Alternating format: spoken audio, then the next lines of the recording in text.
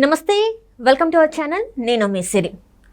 వదిన మీకు సిగ్గుందా అని చెప్పేసి బాతిరెడ్డిని సునీతారెడ్డి చివాట్లు పెట్టడం జరిగింది. అయితే ఎందుకు ఇతను ఈ మాటలు మాట్లాడాల్సి వచ్చిందో, సో ఈ అంశాన్ని మనకి ఇంకా క్లుప్తంగా వివరించడానికి మనతో పాటు ఉన్నారు ప్రముఖ రాజకీయ విశ్లేషకులు అంకమరావు గారు. నమస్కారం సార్. నమస్తే అమ్మా. సార్, నిన్న చూసినట్టయితే సునీతారెడ్డి గారు భారతిరెడ్డి గారిని కొన్ని మాటలు అనడం జరిగింది. అసలు ఎందుకు ఆ మాటలు అనాల్సి వచ్చింది సార్? అసలు అంటే వారి సాక్షి పత్రికలోనూ ప్రసార మాధ్యమాల్లో వైఎస్ వివేకానంద రెడ్డి గారు చనిపోయిన తర్వాత ముందుగా గుండెపోటని వాళ్ళే ప్రకటించారు, తర్వాత రక్తపు వాంతులని వాళ్ళే ప్రకటించారు, తర్వాత హత్య అని చెప్పని అప్పుడు ఈ సునీత గారు వచ్చి అనుమానం వ్యక్తం చేసిన తర్వాత వాళ్ళు ప్రకటించారు. ఇప్పుడు అర్థం కాని విషయం ఏంటంటే అక్కడ అంత రక్తపు మడుగులో ఆయన పడి ఉన్న తర్వాత, గాయాలు అంత విస్పష్టంగా కనిపిస్తున్న తర్వాత అసలు ఎలా అది గుండెపోటని ప్రకటించారు ముందు. దానికి సమాధానం లేదు ఈ రోజు వరకు కూడా. ఆ ముందుగా ప్రకటించిన వాళ్ళని కనుక విచారించినట్టయితే ఇప్పటికీ ఎప్పుడో దోషులు ఎవరో తెలిపోయేది. చంపిన వ్యక్తి కూడా నేనే చంపాను, నాకు వీళ్ళు ప్రలోభ పెట్టారని చెప్పి చంపిన వ్యక్తి చెబుతున్నాడు దస్తగిరి. అలాగే ఆ రోజు మరి ఏకుందాన్ నుంచి ఎవరెవరితోటి అవినాష్ రెడ్డి గారు, భాస్కర్ రెడ్డి గారు, లేకపోతే శివశంకర్ రెడ్డి గారు, ఎర్రగంగిరెడ్డి గారు, ఈ దస్తగిరి వీళ్ళంతా కలిసి ఎవరెవరు మాట్లాడుకున్నారో గూగుల్ టేక్అవుట్ ద్వారా సిబిఐ వాళ్ళు చెప్తానే ఉన్నారు.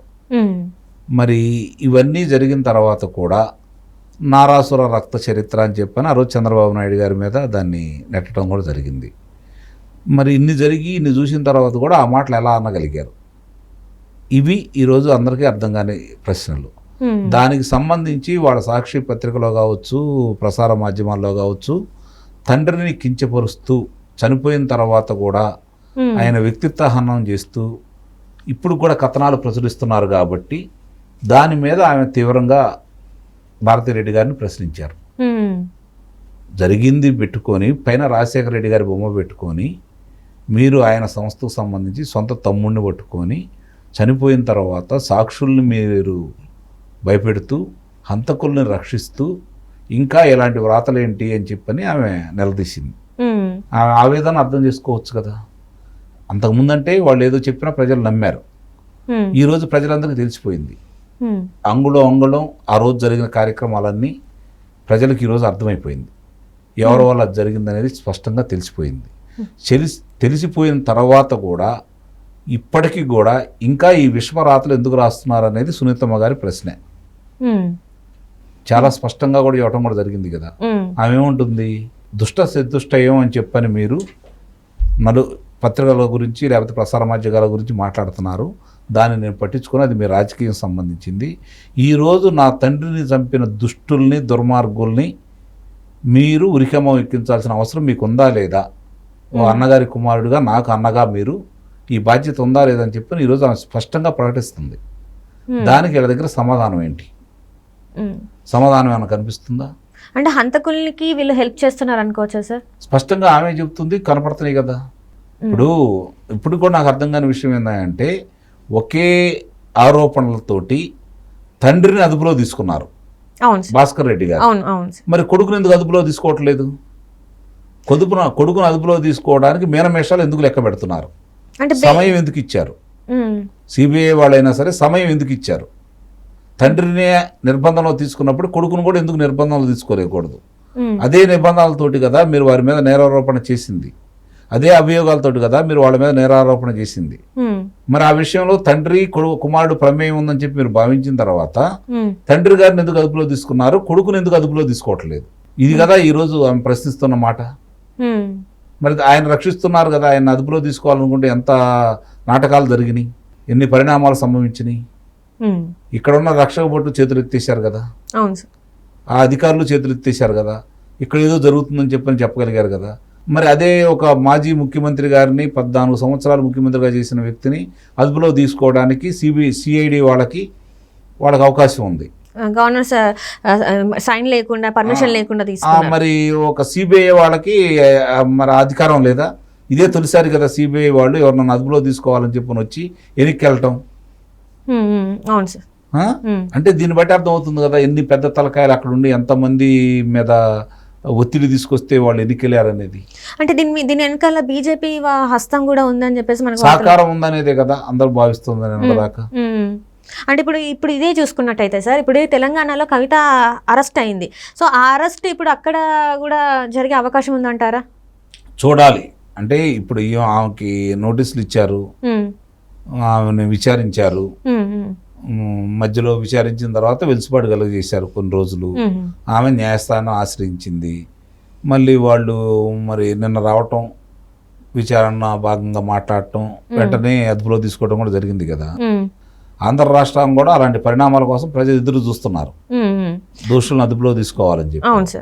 దాంతోపాటు ఇప్పుడు జరుగుతున్నటువంటి పరిణామాలన్నీ చూసుకున్న తర్వాత భారతీయ జనతా పార్టీ అనేది తెలుగుదేశం పార్టీతో కలిసి ప్రయాణం చేస్తుంది కాబట్టి నిన్నటిదాకా వాళ్ళు నమ్మించారా, లేకపోతే ఇక్కడ ఉన్నటువంటి రాజకీయ పరిణామాలతోటి కేంద్రంలో ఉన్న వాళ్ళకి రాజ్యసభలో వాళ్ళ అవసరాలను గుర్తించి వాళ్ళ సహకరించారా అనేది రేపు ప్రజలు తెలుస్తారు.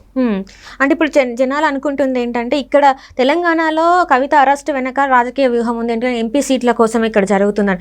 రేపు అక్కడ కూడా అదే జరిగే అవకాశం ఉందా? అవినాష్ రెడ్డి అరెస్ట్ అయ్యే అవకాశం ఉందా? ఎంపీ సీట్ల కోసమే కావచ్చు, ఏదైనా కూడా మరి ఆశపడుతున్నారు ప్రజలు. చూడాలి రేపు పరిణామాలు ఎలా ఉంటాయని చెప్పాను. కాకపోతే ఇప్పుడు ఒకటి మాత్రం ప్రజలు ఆలోచించుకుంటున్నారు. హైదరాబాద్ వచ్చారు ప్రధాని గారు, కవిత గారిని అరెస్ట్ చేశారు. మరి రేపు పొద్దున గుంటూరులో పాల్గొనబోతున్నారు. ఎవరిని నిర్బంధంలో తీసుకుంటారు? ఇది ప్రజలు ఆసక్తిగా ఎదురు చూస్తున్నారు. చర్చ కూడా జరుగుతుంది. చూడాలి సంచలనాలు నమోదవుతాయా, లేకపోతే రాజకీయ పరమైన విమర్శలకే అవకాశం ఉంటుందనేది రేపు ఆయన సభ జరిగే విధానం, సభలో ఆయన మాట్లాడే విధానం చూసుకుంటా ఉంటే నాకు తెలిసినంత వరకు రాజకీయపరమైన అంశాలను మాత్రం ఎత్తుతారని, వాళ్ళ పాలనా వైఫల్యాలను మాత్రం ఎండగడుతారని అయితే నేను భావిస్తున్నాను. అంటే అదే సార్, ఇప్పుడు ఏంటంటే ఆంధ్రాలో చాలా వరకు ఏంటంటే బీజేపీని అంటే అంతగా ఆహ్వానించే పరిస్థితి లేదు. అక్కడ ఏంటంటే 100 కన్నా తక్కువ ఓటు బ్యాంక్ ఉంది. అయితే ఇప్పుడు ఈ కూటమి ద్వారా మరి ఆంధ్ర ప్రజలు ఆహ్వానిస్తారా, అండ్ అభివృద్ధి గురించి వాళ్ళకి ఏమన్నా హామీ ఇచ్చే అవకాశం ఉందా అనేది నా ప్రశ్న. అవకాశం ఉందని నేను భావిస్తున్నాను. నిస్సందేహంగా ప్రధానమంత్రి గారు గతంలో ఏం జరిగినది పక్కన పెట్టేసేయండి, మా చేతుల్లో ఇవి ఉండే మేము చేయగలం ఆంధ్ర రాష్ట్రానికి అని చెప్పి చెప్పాలా, ప్రజల మనసులో కూడా గెలుచుకోవాలి. ఒక పౌరుడిగా నేను అదైతే కోరుకుంటున్నాను, ప్రకటిస్తారని. ఎందుకంటే ఆయన రాజకీయ ఉపన్యాసాలన్నీ చూస్తున్నాం కాబట్టి ఎక్కడికి వెళ్ళినా కూడా ఆకట్టుకునే విధంగా ఉంటాయి కాబట్టి చేసినా చేయకపోయినా కొన్ని ప్రకటించాలి, అలాగే కొన్ని చేతల్లో కూడా చూపించాలి. ప్రకటన వాళ్ళకే పరిమితం కాకుండా కొన్ని చేతల్లో కూడా చూపించాలి.